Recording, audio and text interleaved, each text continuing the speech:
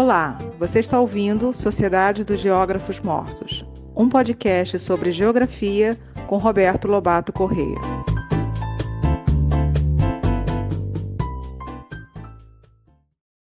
Boa tarde. Nós terminamos no episódio anterior o tema da segregação residencial e agora nós vamos iniciar em 3 episódios o tema da espacialidade do varejo e serviço. A bibliografia que está, em parte, disponibilizada para vocês tem como 2 referências fundamentais. São 2 teses de doutorado que foram disponibilizadas integralmente. A primeira é do Luiz Carlos Tosta dos Reis, da Universidade Federal do Espírito Santo, que fala do descentralização e desdobramento das atividades terciárias em Vitória. Ela é um exemplo de como se deve fazer uma tese de doutorado com todo o rigor da pesquisa e um grande embasamento teórico. A segunda referência é de geografia histórica, mas diz respeito a um serviço. Como é que ele foi se espacializando e reespacializando-se no espaço urbano carioca? Chama-se Salas de Cinemas no Rio de Janeiro, 1896-1990, da Raquel Gomes de Souza. É uma tese de doutorado, ambas da UFRJ. Agora, existem outras dissertações e teses de mestrado distribuídas aí em Uberlândia. O Vitor Ribeiro Filho orientou bons trabalhos sobre o assunto, considerando Uberlândia. Ele próprio, Vitor, tem sua tese de doutorado na UFRJ sobre a área central de Manaus. E há muitos outros estudos, incluindo estudos feitos na USP, na coleção Cidade de São Paulo, organizada pelo Haroldo de Azevedo, na década de 50. Há muita coisa feita. E necessidade enorme de pesquisa detalhadamente, com mapeamento rua por rua, lote por lote, e longas entrevistas e pesquisa em arquivos. Trabalhar com essa temática é você entrar dentro de um palheiro e começar a catar todas as agulhas ali existentes. Mas é fascinante. É fascinante porque, primeiramente, as atividades terciárias, varejo e serviço, ocupam uma parcela considerável do espaço urbano. O primeiro uso da terra é ligado à habitação. Segue-se o uso da terra ligado ao varejo e ao serviço, e depois da indústria, a grande maioria dos casos. Não é apenas esta a importância dessa temática para a geografia urbana. A importância vai além. Porque, afinal de contas, o varejo está na ponta de um ciclo de reprodução do capital. É lá que se dá a realização final do valor, por meio do consumo final, feito através das lojas varejistas. Além do mais, os serviços cada vez mais diversificados são parte integrante da vida urbana, sobretudo em momentos de crise, onde os serviços inventados e reinventados, misturados com varejo, tornam-se estratégias de sobrevivência de uma parcela crescente da população. Esse é um tema extremamente importante e que tem merecido o interesse de geógrafos já nos primeiros 40 anos do século XX, quando as estruturas espaciais da atividade de varejo e serviço já estavam postas claramente, pelo menos nas grandes cidades. E é nesse sentido que, em 1937, um geógrafo americano, Malcolm Proudfoot, publica um texto, Estrutura Varejista da Cidade, a partir de uma longa pesquisa feita em várias cidades americanas grandes e de porte médio, sobre como se constituía nessas cidades o comércio varejista. E ele tem uma proposição extremamente rica, mas o modelo mais completo até então está no texto do professor Brian Belry, de 1967, em que ele tem um quadro que está reproduzido na tese do Luiz Carlos Tosta dos Reis, com a estrutura do comércio varejista e do serviço na grande cidade americana. Mas no Brasil é diferente. Há diferença, mas há muito mais pontos em comuns. A questão é que o desabrochar e o desenvolvimento capitalista levou a uma crescente explosão de comércio varejista e serviço. Primeiramente porque a cidade cresceu. Em 1850 para cá, o crescimento urbano é fantástico. E continua, atraindo uma população que apenas tem a sua força de trabalho que ela vende no processo industrial e nos serviços que esse processo industrial demanda e na demanda de si própria, que tem que comprar com parte de seus salários aquilo que consome. Numa cidade pré-industrial, o comércio varejista e os serviços eram muito limitados. Uma grande parte dos bens de consumo duráveis da população era fabricada pelo próprio morador ou encomendada a artífice, que fazia uma encomenda específica. Não havia produção industrial de bens vendidos no varejo. Roupa, calçados, cadernos, móveis, máquina de datilografia e cada vez mais. Isto, por outro lado, alimentava o processo de acumulação de capital. Então, o desenvolvimento do comércio varejista está inscrito no próprio desenvolvimento capitalista. Ele aparece como consequência, como causa, como consequência, como causa.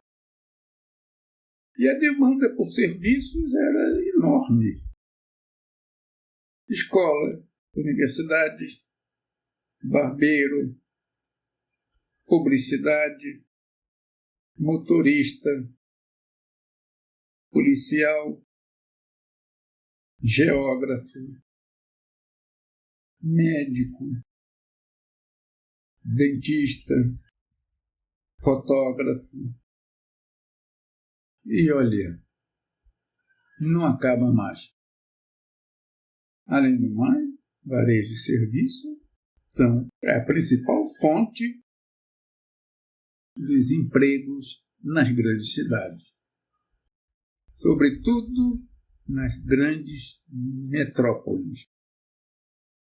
As atividades terciárias são fundantes da Organização Espacial atual.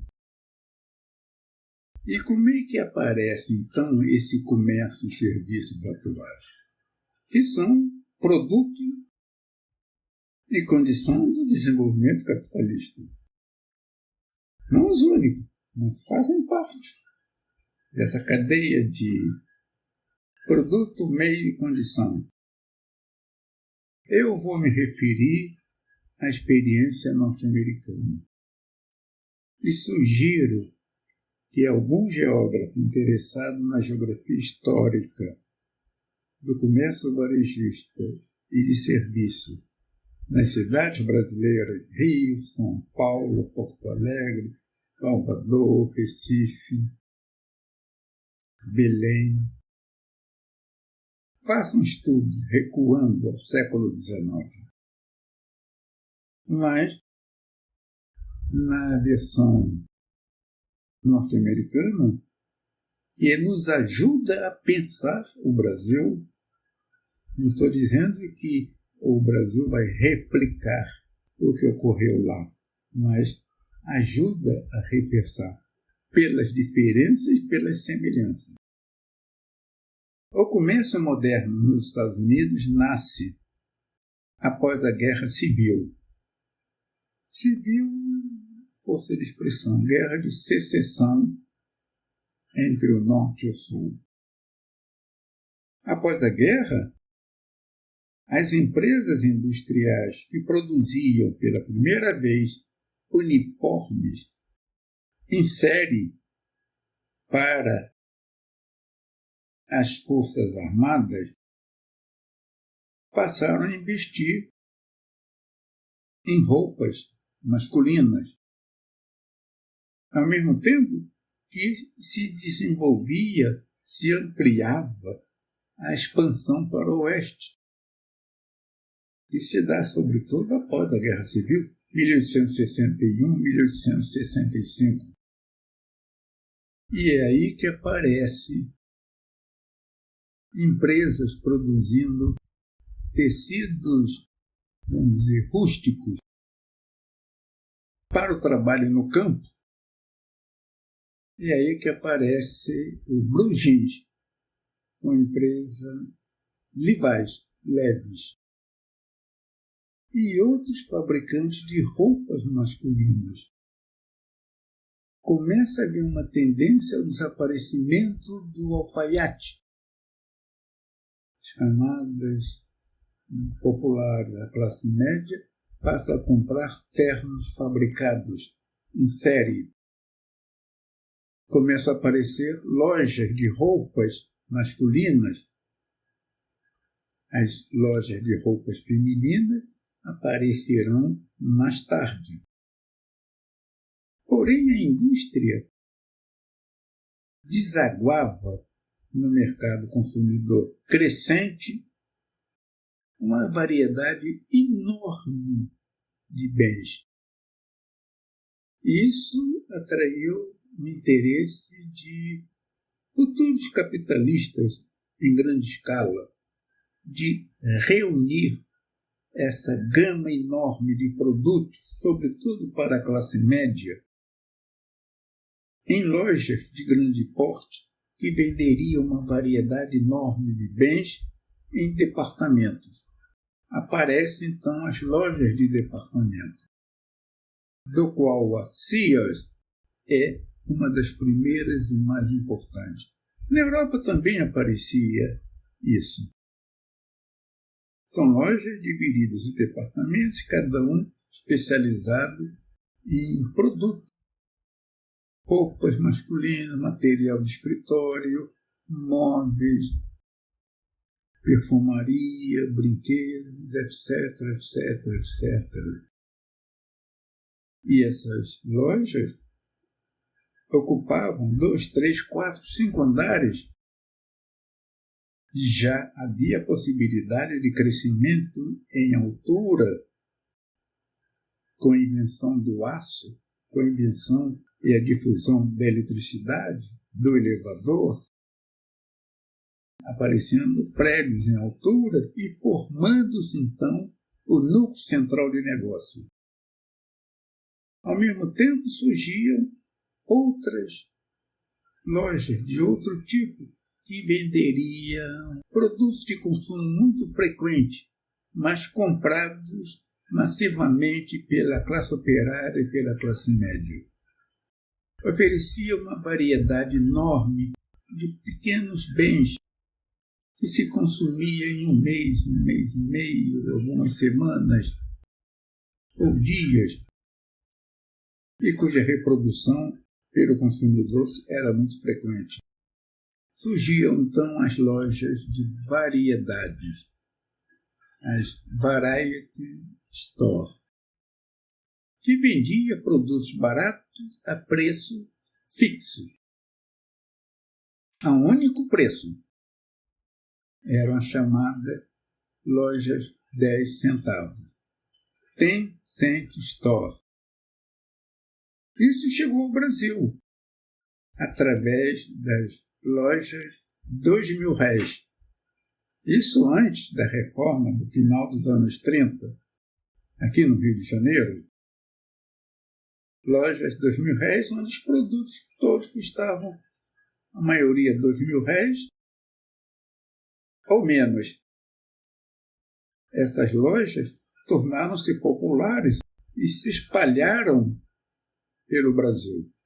Elas foram conhecidas com o nome de lojas americanas, que é a expressão dessas lojas de variedade, que é o segundo tipo de loja varejista, depois das lojas de departamento, no desenvolvimento do comércio varejista. E aí começam a aparecer lojas de todos os tipos, de roupas femininas, de roupas infantis, de calçados, de móveis, de material escolar, de material de escritório, de produtos de beleza e higiene pessoal, de louças. E isso começa, entre aspas, a povoar o núcleo central da cidade, aquele lugar de máxima acessibilidade que garantia e reforçava essa concentração de lojas. Está uma estrutura das atividades varejistas claramente identificada, claramente posta pelo desenvolvimento capitalista. A estrutura do comércio varejista em sua dimensão espacial é uma parte da espacialização capitalista no espaço urbano. E não é possível compreendê-la fora desse esquema. Pelo menos em termos de sua gênese e sua inserção em uma sociedade dinâmica, de classes, porém dinâmica. Então, o comércio varejista está se desenvolvendo. E os serviços também, porque construíram-se muitos prédios nesse processo de crescimento do núcleo central de negócio, do centro da cidade, em que no térreo estavam lojas e nos andares subsequentes, acima, acessíveis graças à eletricidade e aos elevadores, estavam os escritórios desse serviço de publicidade, de segurança, de advocacia, serviços médicos, consultórios, publicidade e muitas coisas mais. Se isso está definido para a cidade norte-americana, a pergunta é: e para a cidade brasileira? Qual era a estrutura espacial das atividades varejistas de serviço no Rio de Janeiro por volta de 1910?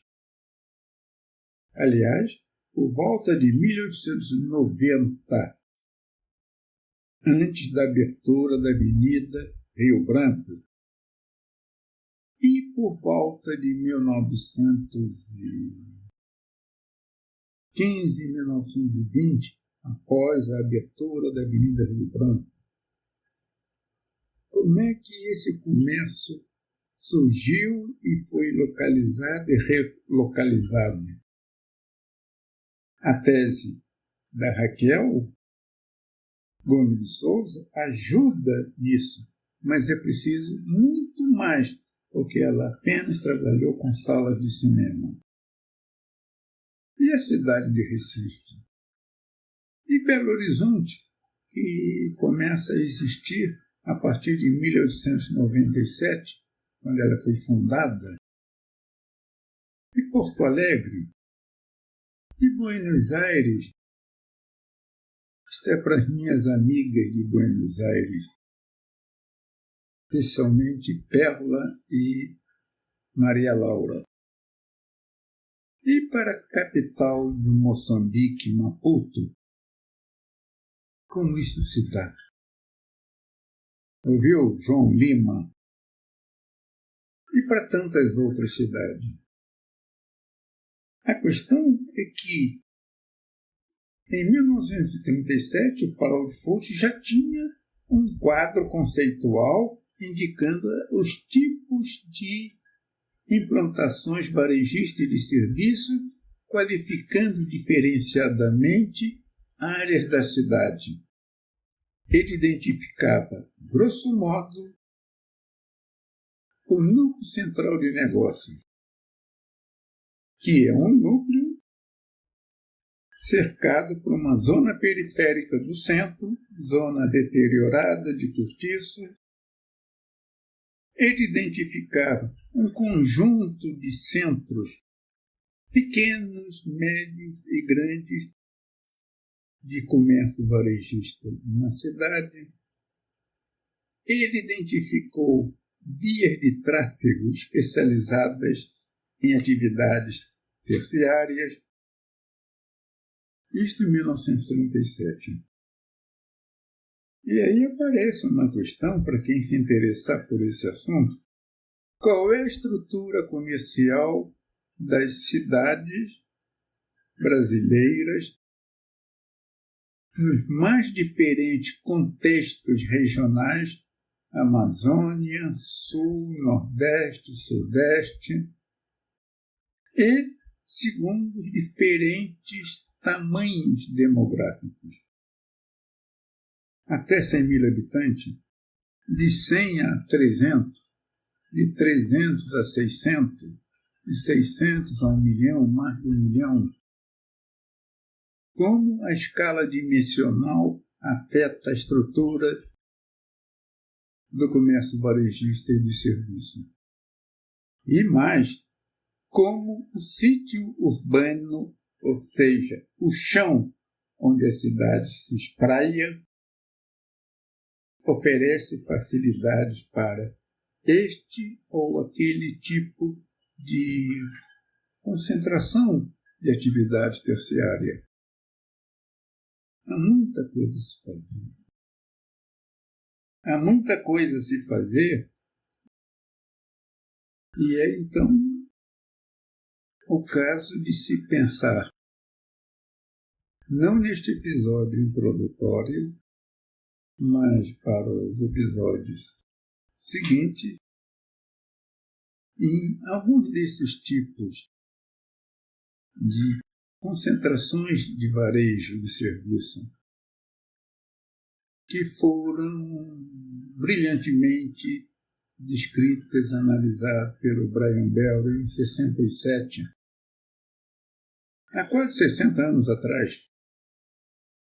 Ele fala de lojas de esquina, centros de bairro, centros regionais, núcleo central de negócio, ruas especializadas.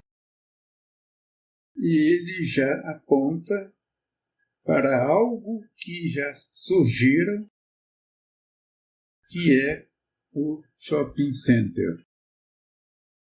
Então, isso traz para nós um campo enorme de análise, não só descrevendo o que são cada um desses tipos, como eles surgiram, como eles evoluíram, como desapareceram, como outros tipos surgiram, como são transformados, e a esses tipos devemos acrescentar os conjuntos de ofertas de bens e serviços do circuito inferior da economia. Os camelódromos espontâneos e programados, e como isso se situa em relação ao circuito superior da atividade terciária e do varejo. E há inúmeras questões a serem pesquisadas. Na próxima sessão, próximo episódio, nós tentaremos avançar um pouco sobre isso, lembrando que eu acho que é bom de um lado, de outro não, mas do lado positivo, há muita coisa a ser pesquisada. Até a próxima. Muito obrigado.